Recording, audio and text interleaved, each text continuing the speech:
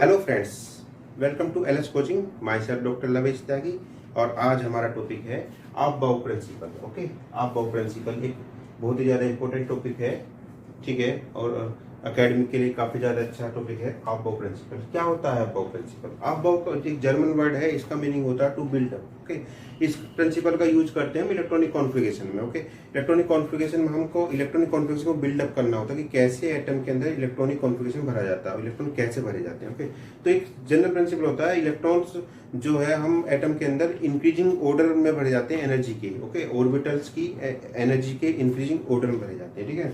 तो किस बेस पर भरे जाते हैं? Increasing order of energy. Okay, increasing order, ठीक है। इस तरीके से हम इस बेस पर हम उसको इलेक्ट्रॉन्स को उसमें एटम के अंदर भरते हैं, ठीक है ना।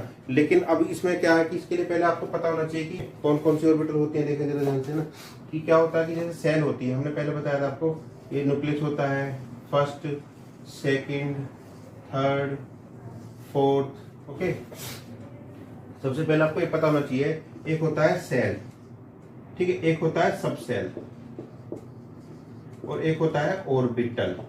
ओके, सेल को ही बोल देते हैं ऑर्बिट।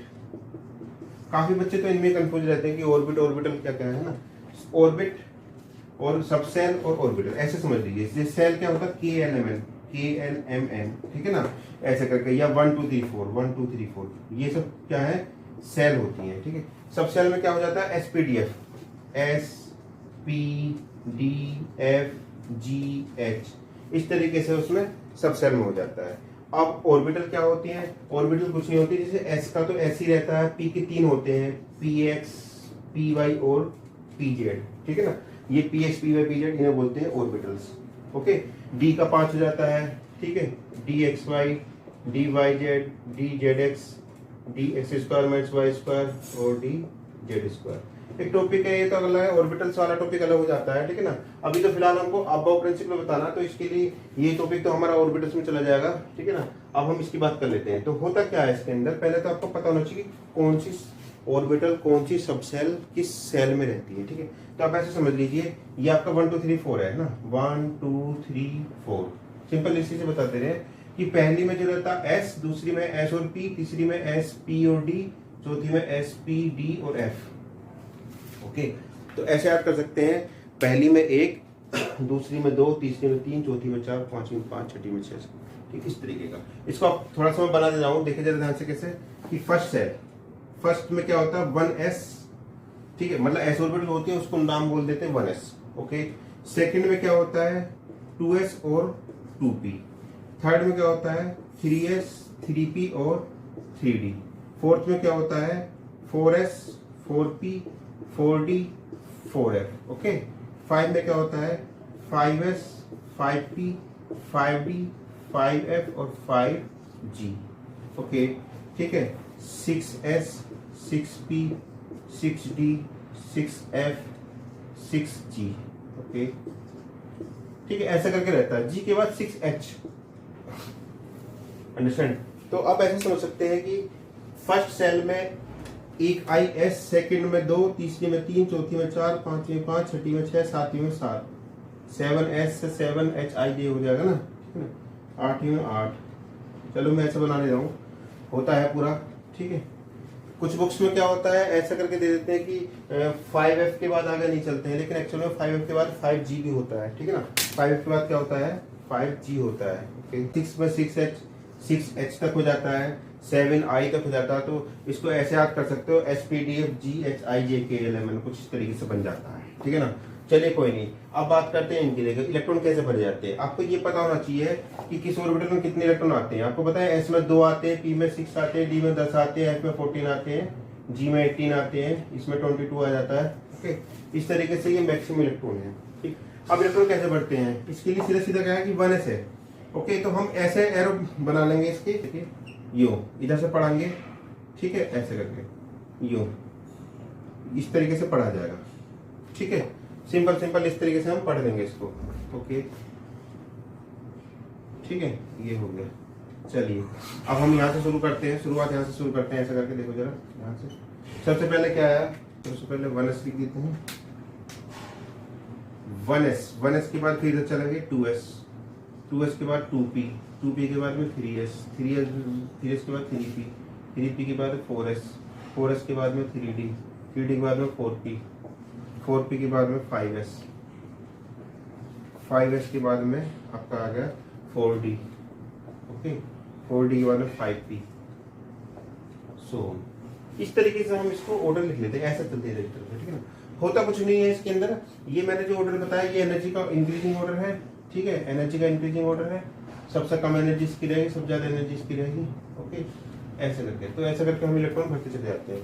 अब इलेक्ट्रॉन कैसे भरते हैं बात उसकी कर लेते हैं। होता कुछ भी नहीं है, आपको मैंने बताया कि एस में आते हैं 2 इलेक्ट्रॉन, तो पी में 6, डी में 10, एफ में 14, ठीक है, और जी में 18 और एच में 22।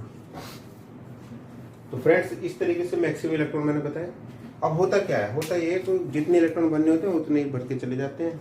सपोज करो आपको 15 का भरना है, 15 का भरो, तो कैसे लिखेंगे 1s 2 2s2 2p, p में कितने 6, 2p 6, ओके, 3s2। अब जरा काउंट कर लो, देखो 2 और 2 4, 6 4 10, 10 तो ये हो गया, 2 12। अब कितने चाहिए 15 में 3 और चाहिए, तो 3s के बाद क्या 3p, तो 3p में कितने आने चाहिए 3, तो 3p 3 कर दिया, ओके। इस तरीके से क्या होता है इलेक्ट्रॉनिक कॉन्फ़िगरेशन भरा जाता है। हम शुरू से लेके चलेंगे और जहां पर हमारे इलेक्ट्रॉन पूरे हो जाते हैं वहीं पर हम हाथ रोक देते हैं, ओके, ठीक है फ्रेंड्स। तो ये सब था इसका इलेक्ट्रॉनिक कॉन्फ़िगरेशन का। अब मैं इसके पीछे एक रीजन बताता हूँ, एक रीजन आता है इसके पीछे n+l रूल। मैं थोड़ा सा यहाँ बता देता हूँ, देखिए जरा ध्यान से। ये ऑर्डर जो आया आपका ये भी उसी से निकल कर आया है, ठीक है। हालांकि लोग रखते हैं इसको, लेकिन इसका सीधा सीधा कंसेप्ट ये है, यही आ जाता है n+l रूल, n+l रूल, ठीक है। क्या होता है n+l रूल? n+l रूल ये कहता है कि n+l, n क्या है प्रिंसिपल क्वांटम नंबर, l क्या है एजीमुथल क्वांटम नंबर, ओके। तो दोनों क्वांटम नंबर का जो ऐड होता है, सम जो होता है, वो सम जिस ऑर्बिटल के लिए कम होगा उसकी एनर्जी उतनी ही कम होगी, okay. Lower the sum of n+l value, okay, n+l value का सम जितना कम होगा उतना क्या होगा, lower will be energy, okay, सीधा सीधा n+l वैल्यू जितनी वैल्यू कम होगी उतनी एनर्जी कम होगी।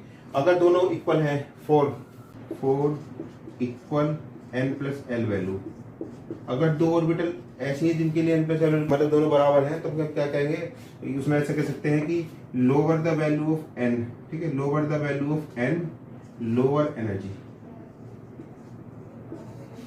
दो रूल बन जाते हैं इसके, ठीक है। अब कैसे देखो, सपोज करो जैसे ये था 1s और 2s, देखिए जरा 1s और 2s।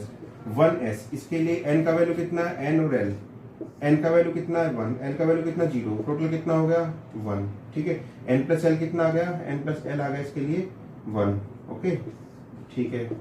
दूसरा ये देखो जरा 2, तो इसके लिए क्या है 2 + 0, क्योंकि n का वैल्यू ये होता है पूरा। क्वांटम नंबर वाला मैं एक लेक्चर ले चुका हूँ क्वांटम नंबर कैलकुलेट करने का, आप उसका लिंक इसमें मिल जाएगा, आपको देख लीजिएगा, ठीक है, कैसे निकालते हैं n, कैसे निकालते हैं, ओके।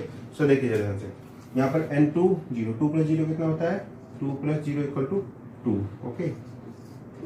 सो देखेंगे दोनों में क्या ये वाला कम आ रहा है, इसीलिए 1s की एनर्जी कम है किससे, 2s से। 1s की एनर्जी किससे कम है, 2s से। ये वाला रूल हमने लगा दिया, ओके। अब बात कर लेते हैं जरा इनकी, कि जैसे कि सपोज करो 2 के लिए बराबर आ रहा है, सपोज करो हमारे पास ये देख लेते हैं 3p और 4s कंपेयर कर लेते हैं, ओके।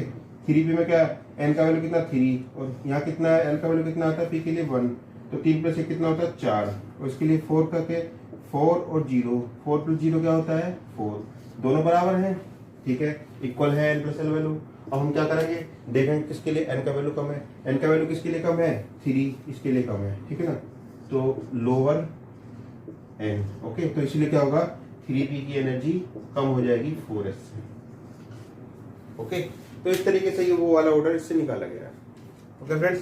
तो अब हमको ये पता चल गया, आप बहुत रूल समझ लिया हमने, ठीक है ना, और n+l रूल भी हमने बता दिया। ये मोस्ट इंपोर्टेंट रूल था नीट के पर्पज से, नीट में अक्सर ही आ जाता है n+l रूल, ठीक है ना। तो इसके बाद अब इसमें कुछ भी नहीं है, इसमें एक एक्सेप्शन है, एक एक्सेप्शन आता है बहुत अच्छा, कॉपर वाला, कॉपर क्रोमियम का एक्सेप्शन आता है, थोड़ा सा मैं बता देता हूँ उसको, ओके, ठीक है, मोस्टली आ जाता है क्रोमियम 24, कॉपर 29 का आ जाता है। जैसे सपोज करो Cr24, 24 को अगर उससे भरते हैं तो हमारा क्या बन जाता है 1s2, 2s2, 2p6, okay, 3s2, 3p6, 4s2, 3d4। कायदे में तो ये एक्सेप्शन बता रहा हूं मैं, ओके, एक्सेप्शन, ठीक। क्रोमियम 24 का एक्सेप्शन होता है, ठीक, और एक कॉपर का होता है, और इनकी नीचे वाले ग्रुप के होते हैं 29, कॉपर 29, ओके। 29 का क्या होता है 1s2, 2s2, 2p6, 3s2, 3p6, 4s2 और 4s2, 3d9। देखिए होता क्या है, जब हम जोड़ते चले जाएंगे भाई 10 तो यहाँ हो गए है ना, 20 और 4 24, ठीक है, 20 और 9 29, ये 29 हो गया, ओके। होता क्या है इसमें, ये होता है ये जो हम जनरल बाहर वाला अंदर वाला तो ये आउटर मोस्ट इलेक्ट्रॉनिक कॉन्फ़िगरेशन होता है, इसमें गड़बड़ होती है। इसमें क्या होता है ये 4s2 और 3d4 लिख रहे हैं, लेकिन एक्चुअल में ऐसा नहीं होता। ये 4s2 में से क्या होता है एक इलेक्ट्रॉन जंप करके इधर चला जाता है और ये बन जाता है 4s1 3d5, ओके। और इस वाले केस में क्या होता है, इस वाले केस में भी ये जंप करके चला जाता है, तो यहाँ आ जाता है 4s1 3d10, ओके। अब देखिए इलेक्ट्रॉन जंप करके गया है उसमें। अब कोई पूछेगा इलेक्ट्रॉन जंप करके क्यों गया है, ठीक है, तो सीधी सी बात है स्टेबिलिटी की वजह से, क्या हर कोई बता देगा। अब स्टेबिलिटी क्या है कि ये इलेक्ट्रॉन जंप क्यों कर रहा है, स्टेबिलिटी की वजह से, ठीक है ना। अब स्टेबिलिटी वो किस पे डिपेंड करी है, किस पे डिपेंड करी है। अब देखिए यहाँ पर जो सबसे जनरल कॉमन आंसर इसका होता है वो सीधा सीधा है हाफ फिल्ड फुलफिल्ड स्टेबिलिटी, ठीक है। तो पहले इसके कई सारे रीजन बन जाते हैं। फर्स्ट रीजन होता है फुलफिल्ड स्टेबिलिटी, ओके, फुलफिल्ड, ठीक है, more than equal to half filled, ठीक है, और अदर, अंडरस्टैंड। ये स्टेबिलिटी का ऑर्डर बता दिया मैंने। Full filled electronic configuration, half filled electronic configuration लगभग बराबर स्टेबल होते हैं, और अदर वाला जो होता है वो अलग हो जाता है। जैसे इस वाले केस में क्या था, ये हाफ फिल्ड केस था, 3d5, जरा डब्बे बना के देख लेंगे, 4s2 था और 3d4 बना लेते हैं, ठीक है। देखिए जरा 1 2 3 4। अब यहाँ पर क्या है, ये एक खाली पड़ा है, यहाँ 2 है, और यहाँ से एक इलेक्ट्रॉन जंप करके यहाँ दिखा देंगे, ठीक है। तो ये जंप करके हमारे पास यहाँ बन गया। अब क्या हो गया, डी में 5 हो गए और एस में 1 हो गया, ठीक है, 4s1 3d5। तो क्या हुआ, इसमें तो हाफ फील्ड हो गया, इसमें फुल फील्ड हो गया। हाफ फील्ड फुल फील्ड ज्यादा स्टेबल होता है उस वाले के कंपैरिजन के, ठीक है ना। तो इसलिए क्या है, ये इलेक्ट्रॉन जंप कर जाता है। ऐसे ही केस इस वाले केस में, इस वाले केस में क्या होता है, ये हमारे पास में 2 इलेक्ट्रॉन थे और इसमें हमारे पास में 9 इलेक्ट्रॉन थे, 1 2 3 4 5 6 7 8 9, ओके।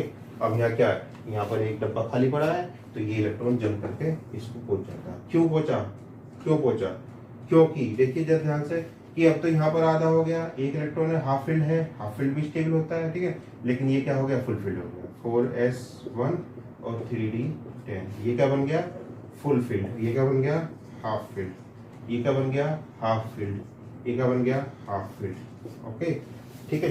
ये जनरल एग्जाम्पल, जनरल इसका आंसर मैंने बता दिया, ये आंसर सभी लोग जानते हैं, ओके। लेकिन इसके अलावा 2 रीजन और होते हैं इसकी, ठीक है। अब दूसरा रीजन क्या हो जाता है, देखिए दूसरा रीजन आता है सिमेट्री। अब सिमेट्री कैसे बनेगी, जरा ध्यान से देखिए। जब ये 5 ऐसे इसी से समझ लीजिए आप जरा सिमेट्री। अब ये देखिए जरा कि हमारे पास में अगर ये ऑर्बिटल्स हैं 1 2 3 4, 4 हैं, ठीक है, और एक में 5 बना देते हैं, ओके, ठीक है, 1 2 3 4 5। मतलब ये वाला केस पहले वाला था, ये दूसरा वाला। अब क्या हुआ, इसको अगर बीच से देखेंगे ऐसे करके, ठीक है। अब इलेक्ट्रॉन तो डॉट के रूप में बना दे रहे हैं, हम ऐसे समझ रहे हैं, ऐसे काटा नहीं जाता, लेकिन अंडरस्टूड माना जाता है, समझा जाता है क्या कि इस वाले केस में क्या है, 1 2 एंड हाफ, 2.5 इलेक्ट्रॉन इधर गया और यहाँ कितना 1.5 इलेक्ट्रॉन इधर गया, ठीक है ना। आधा ये इलेक्ट्रॉन आधा बांट दिया सपोज, ठीक है। इस वाले केस में क्या है, 2.5 और 2.5, दोनों तरफ क्या है, दोनों तरफ हमारे पास इलेक्ट्रॉन बराबर है, ओके, इधर और इधर दोनों तरफ इलेक्ट्रॉन हमारे पास कैसे हैं, इक्वल है, इक्वल इलेक्ट्रॉन है, ठीक है। इस वाले केस में इसीलिए क्या सिमेट्री बनी हुई है। इस वाले केस में सिमेट्री नहीं बनी हुई है। अंडरस्टैंड। दूसरा केस देख लीजिए यहाँ पर, ये वाला 4s वाला केस, अगर 4s वाले केस में करते 2 इलेक्ट्रॉन होते तो बीच में से कट जाता, तो ये भी क्या है, सिमेट्री बनी हुई है इस वाले केस में। ठीक है, यहाँ भी सिमेट्री है फुलफिल्ड वाले केस में। और अगर इसमें 1 इलेक्ट्रॉन लेते हैं, ठीक है, 1 इलेक्ट्रॉन लिया ये, तो इसको बीच से काटेंगे तब भी सिमेट्री मिल जाएगी। तो 4s वाले केस में तो सिमेट्री का कोई सिस्टम ही नहीं बना है।